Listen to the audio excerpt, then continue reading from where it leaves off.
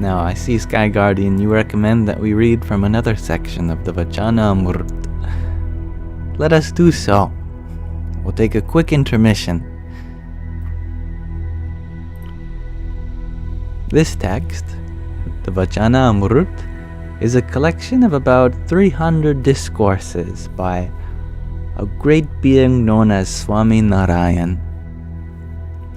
In this book, he is addressed most commonly as Sriji Maharaj, as a term of endearment. It has many Sanskrit terms often scattered throughout it, and if I am not mistaken, this is a translation from Gujarati. That's a tough word for me to say for some reason. Gujarati in Indian language. So there are many Indian words throughout. Today we are reading Gadhadā 1:27. The understanding by which God eternally resides within one. An interlude. Thank you. That is more correct. Before sunrise on Posh Sudhit the 12th, Samvat 1876, or the 28th of December 1819, Sriji Maharaj, Swaminarayan, arrived at the residential hall of the Paramahansas, great saints, in Dada Khachar's Darbar in Gadhadā. There, he sat on a platform facing west. He had tied a white phaeto around his head. He had also covered himself with a thick white cotton cloth and was wearing a case. At that time, an assembly of Paramahansas had gathered before him. After a few minutes of contemplation, Sriji Maharaj said, "Everyone wishes to worship God, but their understanding differs. But God fully resides in the heart of a person who possesses the following understanding. The earth remains stable and trembles. The stars remain steady in the sky. The rains fall. The sun rises and sets. The moon appears and disappears, waxes and wanes. The vast oceans remain constrained within their boundaries.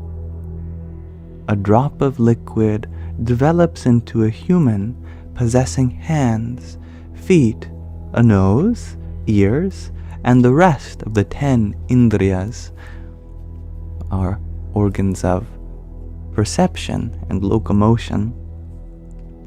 The clouds, through which lightning strikes, float unsupported in the sky.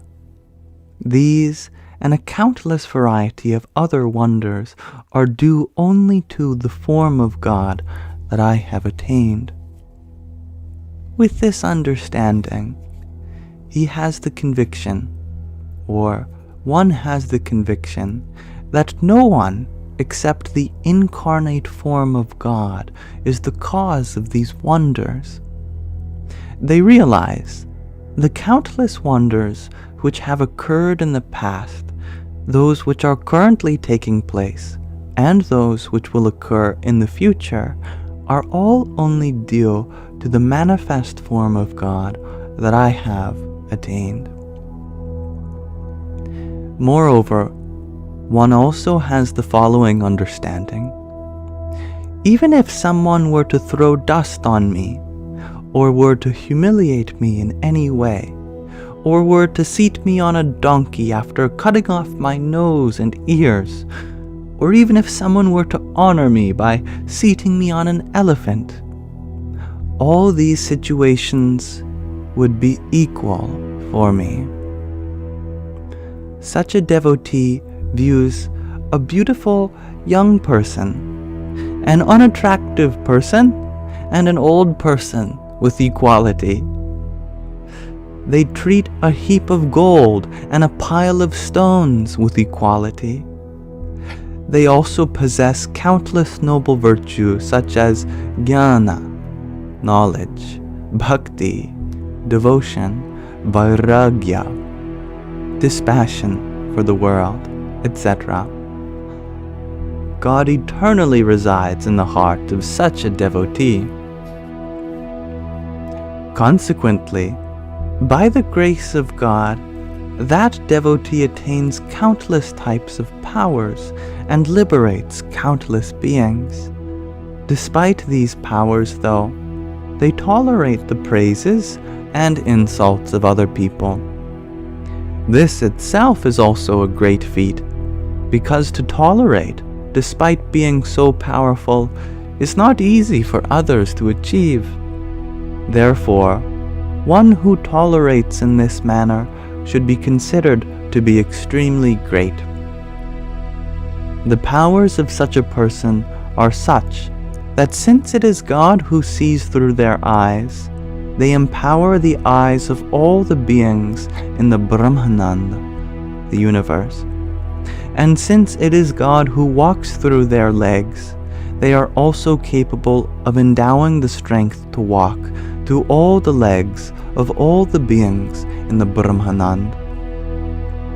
Thus, since it is God who resides in all of the indriyas, sense organs, of such a sant, a saint, that sant is able to empower the indriyas of all beings in the Brahmananda. Therefore, such a sant is the sustainer of the world.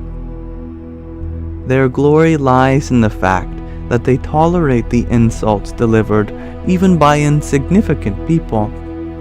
Only those who are forgiving in this manner should be considered to be extremely great. On the other hand, those who threaten and frighten those meeker than themselves and believe, "I have become great," are not truly great. In fact, those people in the world who frighten others by showing yogic powers should not be considered to be devotees of God. Rather, they are beings lost in Maya, the illusory materialism of existence, and suitable only for Yamapuri, the god of death. Their greatness is limited to the worldly realm. For example, in a society, a person with one horse is considered to be greater than someone with no horses at all, whereas a person with 5 horses is considered to be greater than someone with only 1 horse. In this way, the wealthier a person is, the greater they are considered to be in society. However, such a person is not great in the spiritual realm. Continuing, Sriji Maharaj said, "Householders and renunciants who believe, 'This person is very beautiful, these clothes are extremely fashionable, this house is very nice, this gourd is very nice, and this utensil is very nice,' are all petty-minded. Then you may ask whether such people will attain liberation or not. Well, in this satsang fellowship, gathering of spiritual seekers, even the wretched attain liberation. However, the former persons never develop the virtues of a sadhu or the noble virtues of a sant, a saint, previously described. Why? Because they have not become suitable for such nobility." After delivering this discourse, Sriji Maharaj bid, "Jai Satchitananda, victory, salutations to existence, consciousness, bliss, and to all, and returned to their residence, his residence in Gadhadā Khachar's Darbar."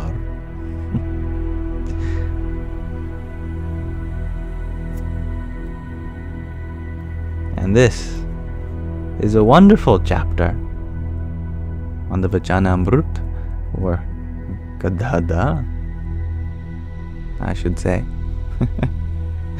I thank you all for listening with me as we read through the understanding by which God eternally resides within one.